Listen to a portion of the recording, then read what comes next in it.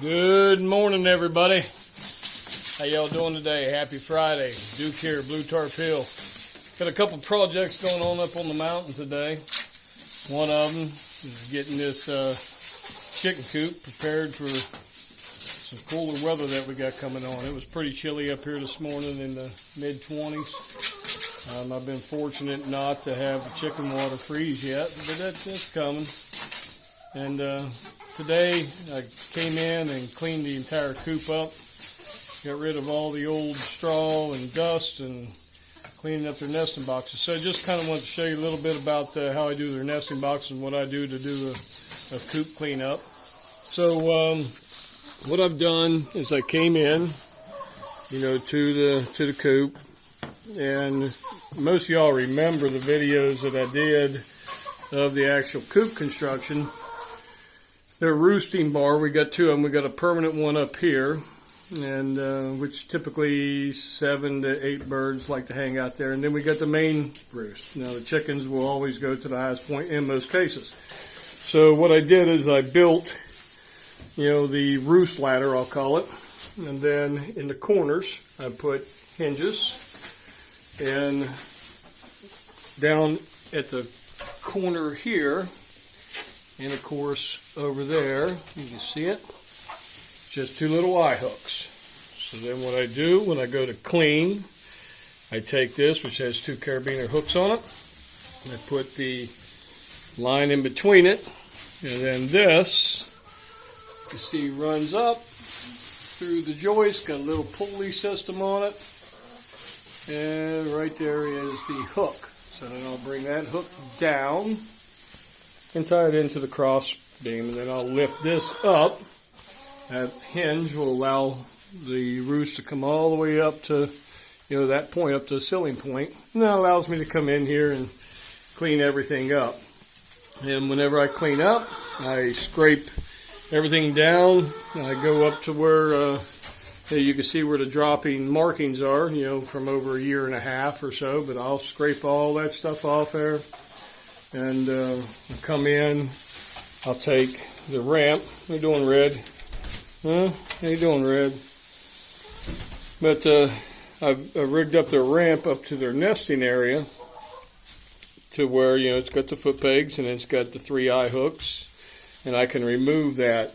And then what I do is I come in, I get rid of all the old straw, and then I actually do sweep it down, sweep all the corners off, get rid of all the cobwebs, the best that I can. The reason you want to do that is birds, chickens, I've been told, have more prone to get respiratory issues. So if you have there's Foghorn, he had to come in and see what's going on. But they'll get respiratory issues. So I fortunately, have not experienced any of that. I guess he's coming over. Dude, what are you doing up here? Huh? What are you doing? Huh? Yeah, he's a funky old bird. At any rate, I'm just going to step off of him because you never know with him. He likes to go at you sometimes. At any rate, I do the best I can to get rid of as much dust as I possibly can. That way, it cuts the dust down, hopefully, prevents the birds or gives the chickens better breathing air. Also, up at the top, you can see them here, and as the roof rises, I have them up there. That's natural ventilation. So trying to keep everything, flush out. Now, I will say, after a year and a half of having the birds up here, actually going on a year and 3/4, other than the very beginning, we lost 2 birds, but it wasn't because of this mountain or this coop. Just certain things happen. But in well over a year and a half, we've not lost a single bird, and they all seem to be happy. They love free ranging. So at any rate, I'll come through, sweep everything down. Now, I do the floor in first. Myself, I pull the tractor right up here to the door. I'll shovel it in. Other important things I do whenever I, preparing for my cleanouts, I have my my implement board, I guess you can call it. You know, pitchfork, broom, expandable rake.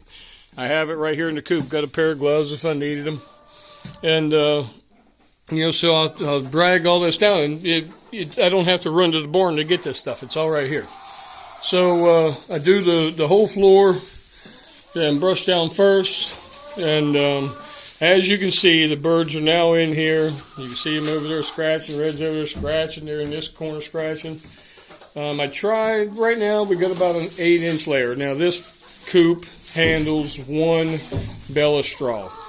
And all depending on how much they're outside, the colder it is, the worse the weather is, they spend more time inside the coop.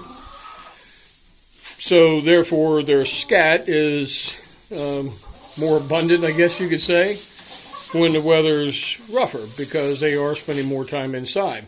But if the weather's good and they're outside, you know, this could last a couple months. It could last, you know, 30 days. Who knows? But when it gets to the point of getting rough, and one of the ways that I can tell if the coop needs cleaning, and it's by their eggs. So, you know, typically under the roost, they do a lot of droppings at night while they're on roost. And typically, when that corner back in here starts filling up, I can tell it because whenever I pull the eggs, you'll see some scat stains on their eggs, or it looks like mud or whatever it is. That could be from scat, or it also could be from the bad weather outside and the run.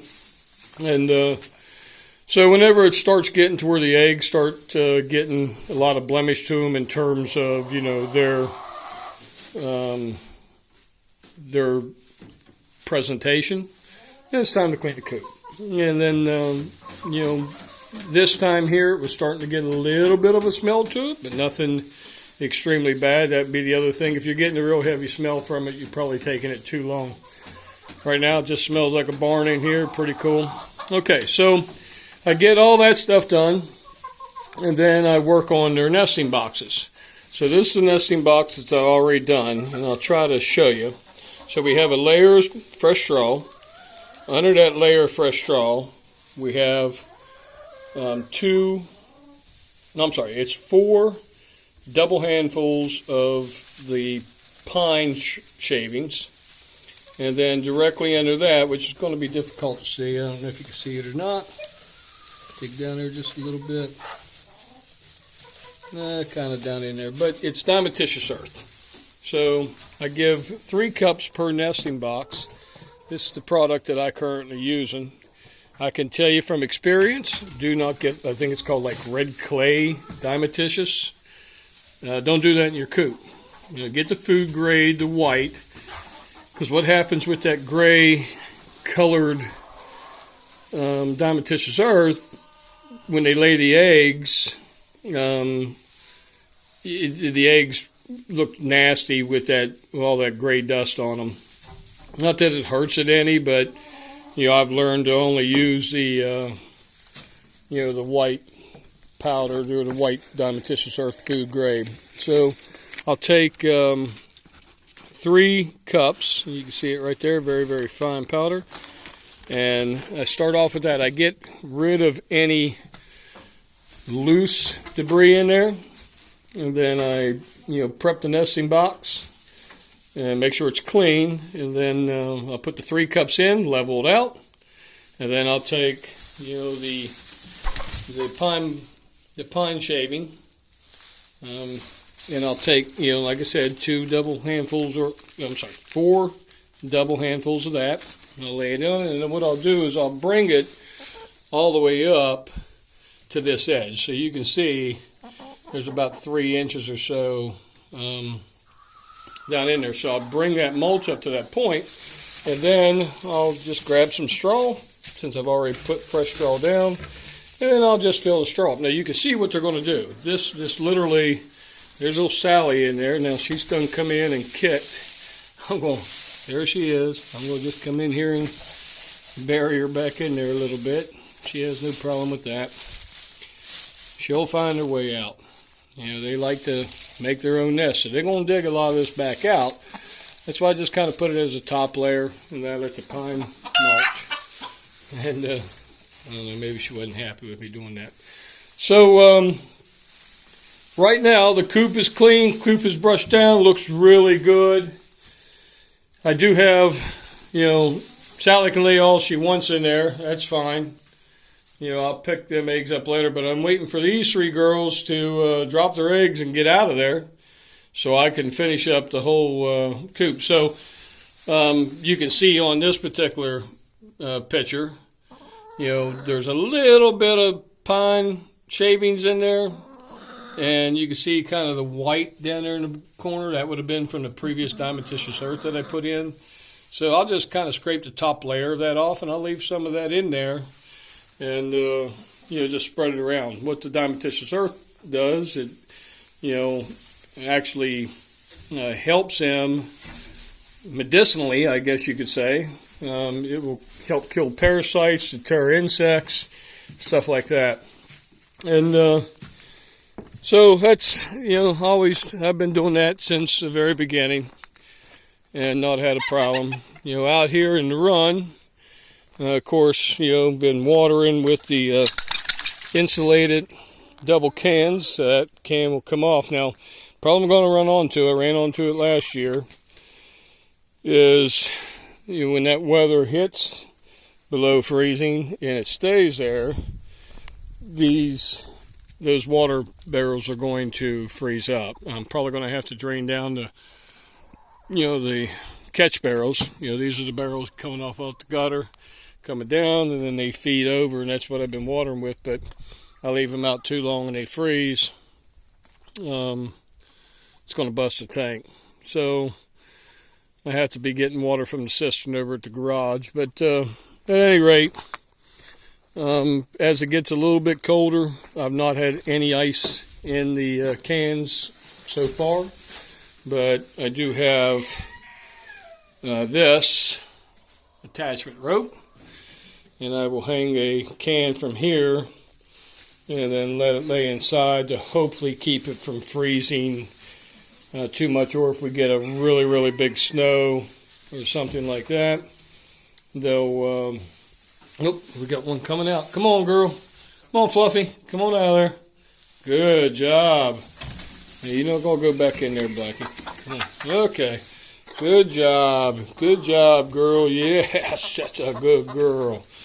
Okay, so that is ready to go. So let me just grab the eggs out of there and put them in a safe place. I don't want another bird to get in there. Just sit them here on the seat for a minute. All right, so this is the start of what I'm going to turn this into this. So basically, like I said, if I go in here and just rough it up a little bit, actually there's not a whole lot. Do you see all the dust coming out of there? That's a diatomaceous earth. Actually, that doesn't really need too much taken out of it. So at this point, I'm going to go ahead and I knocked my cup down. Okay, so at this point, I'm going to go knock my cup down again. If it falls again, I'll wait till the video's done. So birds are happy. Get that nest done. You see Sally, brand new nest in there. She's having a blast. She's perfectly content. And girls over here just loving that wheat and stuff that's in that straw. So at any rate, I'm going to go ahead and try to finish up these nests and call this project done for another couple months. And we'll go from there. Say goodbye, Red. Say goodbye. Where are you running from? Camera shy, I guess. So just so y'all know, all my white hens are Sally. All my fluff footers, I call them fluff footers because their feet have feathers on them. All my fluff footers are all fluffies. All my brownish chickens are all reds. And then I got my blackies. Yep, so, well, actually that's not a blackie, that's red. That's what happens when you get bad eyes. At any rate, you get the point. Alright, thanks for watching the video. May get this done. Later. Have a great weekend.